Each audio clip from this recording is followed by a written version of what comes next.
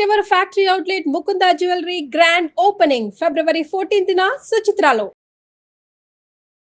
నమస్తే రమ్మగారు. నమస్తే చెయ్యి. రమ్మగారు, బద్దకస్తుల్ని చూసారా మీరు? ఫ్యామిలీలో ఎవరైనా ఉన్నారా? ఫ్రెండ్స్ సర్కిల్లో? నేనున్నానుగా. మీరే ఉన్నారా? మీరు బద్దకమా రమ్మగారు? అందరూ బద్దకస్తులే ఉంటారు జయ. ఎవరో అప్పుడు పని అప్పుడు చేసేయరా మీరు? చేసేస్తాను. అదే కదా, అసలు మీరు బద్దకం ఏంటి నాకు అర్థం. అయినా సరే బద్దకం నాకు సాటిస్ఫాక్షన్ లేదు నా మీద. నాకు ఇంకా అసలు నేను ఏం అడగను, ఏం చెప్తారు మీరు చెప్పండి. వాళ్ళని చెప్తాను, నువ్వు అడుగు. నీ వడదలుచుకుంది ఆ బద్దకాన్ని ఎలా తగ్గించాలి? అసలు బద్దకం ఎందుకు వస్తుంది? ఎందుకు ఎలాంటి విషయాలకు బద్దకంగా ఉంటుంది? లోక సహజంగా ఉంటుంది బద్ధకం. అందరి మీద తోసేస్తున్నారు మీరు. అంతే. ఎవరో ఉంటారు చెయ్యి, అస్సలు బద్దకిచ్చకుండా టైం ప్రకారం లేచి టైం ప్రకారం గడియారంతో పాటు సమానంగా పరిగే దాంతో పడుకుంటారు, దాంతో లేస్తారు. కొద్దిమంది ఉంటారు బంగారు కొండలు. మరీ అంత చేసినా ఈ రోజులో చుట్టుపక్కల వాళ్ళకి చాలా కష్టం కాదా? అంత టైం టు టైం ఉండాలంటే ఇబ్బంది. మిగిలిన వాళ్ళకి చాలా ఇబ్బంది. అది మన పని వరకన్నా మనం కనీసం చేసుకోవాలి. బద్దకించకుండా మనకు అప్ప చెప్పిన పని, అది నా ప్రశ్న అండి. అది ప్రతి వాళ్ళకి ఏదో ఒక లెవెల్లో బద్ధకం ఉంటుంది. వంట చేశాక స్టవ్ సర్దటం బద్ధకం ఒకళ్ళకి, అన్నాలు తినేశాక టేబుల్ తుడవడం బద్ధకం ఒకళ్ళకి. అది నాకనమాట.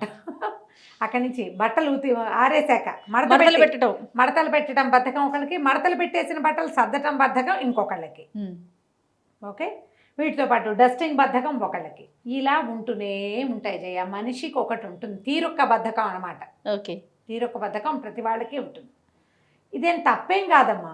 బద్ధకం పెద్ద సమస్య కాదు, తప్పు కాదు. ఇలాంటి వాటికి తప్పు లేదు. ఇలాంటి వాటికి నీకు అసలు నిద్ర లేవటమే బద్ధకం, పని బద్ధకం, తిండికి బద్ధకం, ఇతరుల పని చేసి పెట్టడానికి బద్ధకం. జీవితమే బద్ధకస్తుడి జీవితం నీది. నువ్వు ప్రాబ్లం, నీకు ప్రాబ్లమే, సమాజానికి ప్రాబ్లం. ఎలా ముందుకెళ్తాం? ఇంకేముంది, బద్ధకంతో కొట్టుమిట్టాడుతూ ఉంటారు. ఇప్పుడు మనం ఈ తీరొక్క బద్ధకాలు ఉన్నాయి చూసావా, అవి మేనేజబుల్. ఓకే, వాటిని పర్వాలా, ఇవాళ చెబితే రేపు చేస్తాం. మన పని మనం కాకపోతే ఎవరు చేస్తాడు? ఇంట్లో ఎవరైనా ఉంటే టేబుల్ వదిలేస్తాం, ఎవడో లేకపోతే మనమే కాదు క్లీన్ చేసుకోవాల్సింది. ఖచ్చితంగా. అది ఓ కుర్చీలో మడత పెట్టిన బట్టలు కుప్పలా పెడతాం, కుర్చీ నిండిపోయాక చచ్చినట్టు సర్దుతాం. అంతే కదా. తుడవటం ఒకరోజు మానేస్తాం, రెండో రోజు ఎవరైనా వస్తారంటే గబగబా తుడిచేసుకుంటాం. అవును. ఈ మాత్రం బద్ధకం చెల్తా హై. నీకు నిద్ర లేవటం బద్ధకం, వంట బద్ధకం, పని బద్ధకం, పిల్లల పనులు చూడటం బద్ధకం, చివరికి జనాలు నీ విషయంలో బద్ధకంగా ఉంటారు. బద్ధకాన్ని వదిలించుకోండమ్మా. చిన్న చిన్న బద్ధకాలు ఎవరికైనా ఓకే, కానీ మనకి జీవితమే బద్ధకస్తులుగా బద్ధకంగా ఏమీ చెయ్యకుండా, ఏ ఒక్క పని ఇన్ టైం చేయకుండా, టైం ప్రకారం తినకుండా, పడుకోకుండా, అలా కూర్చుని ముద్దబ్బాయిలాగా లేదా ముద్దక్కాయలాగా ఉంటే అయ్యో పాపం అంతే. ఇక అలాగే ఉంటారు కొంతమంది. ఇది మార్చుకోవాలి. దీన్ని ఏం చేయాలి? స్మాల్ థింగ్స్ నుంచి చేంజ్ తీసుకుని రండి. ఎలా తగ్గించుకోవాలి అదో ప్రశ్న. మా పిల్లల్లో బద్ధకం ఎలా తగ్గించాలి కదా. చిన్న చిన్న గోల్స్ సెట్ చేసుకోండి. Small goals set, small goals మీకైనా పిల్లలకైనా. ఎలా రమ్మగారు? కాఫీ తాగాము, సోఫా పక్కన పెడతాము, ఆ గ్లాస్ తీయటానికి బద్దకిస్తారు. మీలో ఎంతమంది ఉన్నారు? ఎక్కడ కూర్చుంటే అక్కడ వస్తువులు పెట్టేవాళ్ళు. కూర్చుని తినడం తాగడం మానేయండి. నిలబడి కాఫీ తాగండి. 2 అడుగులు వేసి కాఫీ గ్లాసు సింకులో పెట్టండి. కూర్చోవద్దు. మధ్యాహ్నం పడుకుంటే బద్ధకం వచ్చేస్తుంది, పడుకోకండి. సాయంత్రం పనులు అవ్వవు కొంతమందికి. దానికి కారణం ఏంటంటే మధ్యాహ్నపు నిద్ర. మధ్యాహ్నము బజార్ వెళ్ళండి, ఫ్రెండ్స్ని కలవండి, ఏదైనా కొనుక్కోవడానికి, ఎక్కడైనా నడవడానికి వెళ్ళండి. ఏదో ఒకటి మనం ఎంగేజ్ చేసుకోవాలి, నేర్చుకోండి. ఏదైనా నేర్చుకోండి. మధ్యాహ్నమే ఆన్లైన్ క్లాసులు పెట్టుకోండి. ఆన్లైన్ క్లాసులు పెట్టేసుకోండి ఏదో ఒకటి. ఇప్పుడు ఉన్నాయి కదా అవకాశాలు మనకి, సంగీతం, డ్యాన్స్ అలాంటివి కూడా, జూంబా గీంబా కూడా నేర్చుకోవచ్చు. ఏది కుదిరితే అది పెట్టేసుకోండి. బాతాఖానీలు మధ్యాహ్నాలే వేయండి. మధ్యాహ్నం టైం పాస్ చేయండి. ఏదైనా చదవటము, ఏదైనా కుట్టటము, ఇంట్లో సర్దుకోవటము. నేను ఆఫ్టర్నూన్స్ సర్దుళ్ళు అవి చేయలేను జయ. నాకు ఉదయం నా పని నేను పొద్దున్నే చేసేస్తా, ఏ పని అయినా సరే. మధ్యాహ్నం వస్తే నాకు బద్ధకమే. నాకు పుస్తకము, మంచం లేదు, సోఫా, సినిమా అలా కావాలి. నేను కూడా ఏం చేస్తానంటే అప్పుడప్పుడు కీచుకుంటాను గట్టిగా, ఇలా లాభం లేదు అని. మధ్యాహ్నం మొదలుపెట్టి బట్టలు, చీరలు, అల్మర్లన్నీ సర్దేస్తా. 15 రోజులు 10 రోజులకు ఒకసారి కీచుకోవాలమ్మా. మీకు మీ బద్ధకాన్ని మూడో వాడు ఎవడో ఎందుకు వచ్చి తగ్గిస్తాడు? మీ ఇంట్లో ఉండేదాన్ని చెప్పండి. మీ ఇల్లు ఒకడు వచ్చి ఊడుస్తాడా? పని మనిషి వచ్చి ఊడుతుంది, దానికి మీరు డబ్బిస్తారు కాబట్టి. అది రాని రోజున మనమే ఊడ్చుకోవాలి కదా. చీపురు నువ్వు ఊడు, చేట నువ్వు ఎత్తంటే అది ఎత్తదు. ఆ చీపురు చేట పుచ్చుకొని మనం పని చేయాలి. ఎప్పటికప్పుడు మిమ్మల్ని మీరు మోటివేట్ చేసుకుంటేనే మీ బద్ధకం తీరుతుంది. 100% అంతే కదా, పిల్లల్ని మోటివేట్ చెయ్యండి. పిల్లల్ని ఎలా రమ్మగారు? పిల్లలకి ఏముంది, చిన్న చిన్న గోల్స్ సెట్ చేయండి. ఇవి ఒకటి చేసి కూర్చో, ఇవి ఒకటి చేసి పడుకో, ఇది చేసేసేయి ఇవాళకి, ఇది చేస్తేనే అది చేస్తా. బార్టర్ సిస్టమ్ పెట్టండి. నువ్వు అల్మా సర్దేసి సాయంత్రం బయటికి తీసుకెళ్తా, అల్మా సర్దేసి పిజ్జా తెప్పిస్తా. కొద్ది రోజులకి సర్దుకోవటం పిల్లలకి కానీ ఎవరికైనా శుభ్రత శుచి అలవాటైతే జబ్బు ఇప్పుడు నీకు లేదు. అదే ప్రాబ్లమే అది. చుట్టుపక్కల వాళ్ళకి మరీ ప్రాబ్లం. ఆ గ్లాసులు అక్కడ కప్పులు గ్లాసులు వాటి మీద తీమరకలు అవి చూస్తే ఉద్రేకం వస్తుంది. అంతే అంతే. పిల్లలకు కూడా టైడీగా ఉండటం అనేది ఒక ప్రాక్టీస్. రోజు ఆ వేళకి స్నానం చేస్తే చంటి బిడ్డ కూడా ఆ టైం అయ్యేసరికి ఏడవడం మొదలు పెడతాడు స్నానం కోసం కదా. ఈ శుభ్రతలు పిల్లల్లో ఏంటంటే కొంచెం 12-14 దాకా మన మాటలు విని మనం చెప్పిన ప్రకారం ఉంటారా. టీనేజ్లో పిల్లలకి మురికి అసహ్యాలు వచ్చేస్తాయి, అలా జబ్బుగా ఉంటారు. అవును, మంచాల మీదే పడి దొర్లుతారు, పెట్టరు, స్నానాలు చేయరు, మగపిల్లలు గడ్డాలు గీసుకోరు, ఆడపిల్లలు అట్లాగే ఉన్నారు. అదేలే సరే, అంటే మరి మాకు అవే తెలుసుగా, అందుకని నేను అవే చెప్తున్నాను. ఇలాగే ఉంటారు. మళ్ళీ మెల్లిగా మార్పు వస్తుందమ్మా. మీరు చెప్తూ ఉండాలి, వదిలేయద్దు, చెప్తూ ఉండండి. మంచాల మీద కూర్చుని అన్నాలు తినివ్వకండి. ఇంట్లో ఎక్కడ పడితే అక్కడ కూర్చుని అన్నం తినకూడదు. అన్నం తినడానికి ఒక ప్లేసు, కంచం వదిలేయకూడదు. వాళ్ళ కంచం ప్రతి వాడు 3 ఏళ్ళు నిండిన పిల్లల దగ్గర నుంచి స్టార్ట్ చేయండి. కంచం తీసుకెళ్ళి సింక్లో పెట్టు అని 3 years వస్తే చాలు. అంతే. మా ఎదురుగుండా ఇంట్లో ప్రణమి అని చిటిపాప అయింది. 7 వెళ్ళాకే వాళ్ళ అమ్మ దానికి మంచినీళ్ళు ఇచ్చి గ్లాస్ లోపల పెట్టారంటే గుణ నడుచుకుంటూ పోయి అది పోయి తెచ్చేది వంటింట్లో. అంతే, మనం నేర్పించటమే. కప్పులు తీసేయాలి పిల్లలు, గ్లాసులు తీసేయాలి, ప్లేట్లు తీసేయాలి.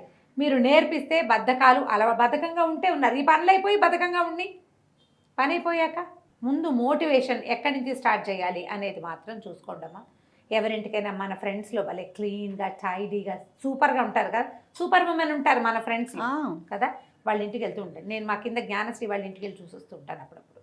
నీట్గా ఉంటుంది. ఓ చెప్పద్దు అసలు, పండు చిలకలా ఉంటుంది ఇల్లు. అమ్మాయి ఎంత చక్కగా ఉంటుంది, ఇల్లు అంత చక్కగా పెడుతుంది. ఎలా పెడుతుందో ఈ పిల్ల అనుకుంటాను నేను. మధ్యలో ఏమిటో కుట్టేస్తుంటుంది కూడా ఏదో ఒకటి. ఇల్లు మాత్రం చక్కగా పెడుతుంది. అల్మర్లు నేను శుభ్రంగా లేవండి, నేను లోపల పెట్టాగా అంటుంది. అయినా కూడా ఎవరో మనిషిని పిలిపించి అప్పుడప్పుడు చక్కగా క్లీన్ చేయించుకుంటుంది, తాను కూడా శుభ్రంగా. అలా ఉన్న మోటివేషన్ ఒకళ్ళని సెట్ చేసుకోండి మీకోసం. ఓకే. మా పెద్దక్కయ్య గారి ఇల్లు కూడా అలాగే ఉంటుంది, పిచ్చ నీట్గా. ఎక్కడ వస్తువు అక్కడ కదలదు, ఎక్కడ దుమ్ము ధూళి ఉండదు, భలే బాగా పెడతారు. అట్లా మన వాళ్ళల్లోనే ఎవరినైనా మోటివేషన్ తీసుకుని బద్ధకం తగ్గించుకోండి. మీకు ఇవి కాకుండా చదువు బద్ధకాలు ఉంటాయి కొంతమందికి. పరీక్ష ముందు రోజు దాకా చదవని పిల్లలు ఉంటారండి కదా, వీళ్ళని మెడకు కట్టుకోండి మీరు. అంతే, మెడ కట్టుకుని ముందు నుంచి కొంచెం ఆపచెప్పించుకోండి. నేను రెడీ అవుతాను, నేను ప్రిపేర్ అవుతాను అంటే పిల్లల్ని బెదిరించండి. నువ్వు ఇలా చేస్తే నీకు మార్కులు రాకపోతే నేను నీకు అది కొనిపెట్టను ఇది కొనిపెట్టను, అలా చేయను ఇలా చేయలేను అని, నేను నిన్ను వెనకేసుకు రాను, నేను ఒప్పుకోను. కొంచెం చదువు, మొత్తం చదవద్దు. ఇవాళ చాప్టర్ రేపో చాప్టర్ చొప్పున చదివించండి. పిల్లలకు కూడా దాంట్లో ఉన్న ఈజీనెస్ మీరు 3, 4, 5, 6 క్లాసుల్లో చేస్తే 9, 10 క్లాసుల్లో వాళ్ళే తెలుసుకుంటారు. అవును. చిన్నప్పుడు పిల్లల్ని కూర్చోబెట్టి చదివించటము కాసేపు, అసలు ఏం చేస్తున్నారో తెలుసుకోండమ్మా. మీకు బద్ధకం తగ్గుతుంది, వాళ్ళకి బద్ధకం తగ్గుతుంది. మార్కులు వస్తున్నాయి అని అనుకోకండి, మార్కులు అప్పుడప్పుడు ఫ్లూగా కూడా వచ్చేస్తుంటాయి. అసలు వాడికి వచ్చారా మీకు నమ్మకం కావాలి కదా పిల్లడి మీద, ఆ జాగ్రత్త వహించండి. దానివల్ల ఏమవుతుందంటే మీరు పిల్లలకి మోటివేషన్గా ఉంటారు. ఎప్పటి పని అప్పుడు చేసేయటం, సగం చేయండి కనీసం. నేను కూడా అలాగే సగం బట్టలు సత్తాను చేయ, సెపరేట్ చేసి పెడతాను. మరికి ఏం చేయను, నాకు కూడా ఆ పనులు చాలా విసుగ్గా ఉంటుంది. అబ్బాయి పని ఎవడ చేస్తాడు అని. అందుకని ఏం చేస్తాను, నాది ఇంకో మెథడ్ చెప్తా. ఇలాంటి విషయాల్లో నేను చెప్పుకోవాల్సింది నాకు ఇంకో దారి లేదు. ఫోన్లో మాట్లాడుతూ బట్టలు సత్తాను చేయ, ఈ పని అయిపోతుంది. కబుర్లాడుతూ ఉంటే పని తెలీదు, జరిగిపోతుంది, బద్ధకం పోతుంది. మీరు ఇది చెయ్యండి, పాటలు వింటూ పని చేసుకోండి. అవును, మీరే పాడుతూ పని చేసుకోండి. ఎవరితోటైనా కబుర్లు చెప్తూ పని చేసుకోండి. కూర్చొని కబుర్లు చెప్పద్దు, పని చేసుకుంటూ చెప్పండి. అంతేనా, పని చేసుకుంటూ చెప్పండి, పని అవుతుంది, కబుర్లు అవుతాయి. తింటూ చెప్పబోకండి కబుర్లు. తినేటప్పుడు తినేయండి, వంట చేసేటప్పుడు వంటే చెయ్యండి. వంట దగ్గరికి ఫోన్లు పట్టుకెళ్ళబోకండి. కానీ పని చేసుకునేటప్పుడు మాత్రం ఎవరో ఒకళ్ళతోటి మాట్లాడాల్సిన మాటలు పనులు చేసుకుంటూ మాట్లాడితే మీకు బద్ధకపు ధోరణి ఒకవేళ మీ దగ్గరుండి మీరు కంటిన్యూస్గా పని చేయలేకపోతే ఇలా మోటివేట్ అయ్యి పని అలవాటు చేసుకోండి. ఇవాళ రేపు బద్ధగా ఉన్నారు, వాళ్ళు ఉన్నారు, వీళ్ళు ఉన్నారు. కొంతమంది పిల్లలు చక్కగా ఉద్యోగాలు చేస్తూ అన్ని పనులు సమర్థించుకునే వాళ్ళు కొంతమంది ఉంటారు. గడియారం 4ంటికే లేస్తాం అని చెప్పేవాళ్ళు. వాళ్ళకి వాళ్ళ తీరులో బద్ధకం ఏదో ఒకటి ఉంటుంది. ఆ చిట్టి చిట్టి వాటిని ఓమిట్ చేయొచ్చమ్మా, వాటికి ఏం పర్వాలేదు, వాటికి బెంగ పెట్టుకోకండి, అక్కడ కూడా పర్ఫెక్ట్గా లేవని అనుకోవద్దు. కొద్దిపాటి ఇంపర్ఫెక్షన్ ఏ జీవితానికైనా ఓకేనే. అంతే. పెద్ద బద్ధకం అయితే దాన్ని పోగొట్టుకోండి. ఇలా ట్రై చేసి చూడండి. తప్పకుండా అండి. నమస్తే. నమస్తే.